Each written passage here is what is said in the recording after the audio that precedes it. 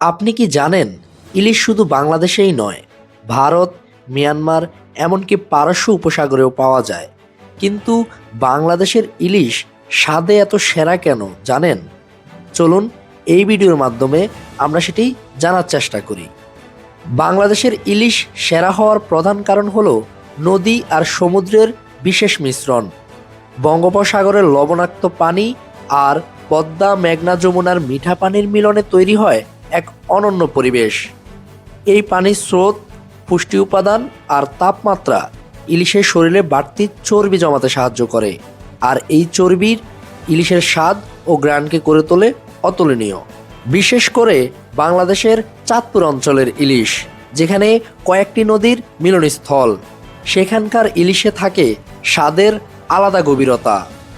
বাংলাদেশের ইলিশ সুস্বাদু হওয়ার আরেকটি কারণ হলো বর্ষাকাল। বর্ষার নদীর স্রোত বাড়ে, তখন ইলিশ ডিম ছাড়তে উজানে ওঠে।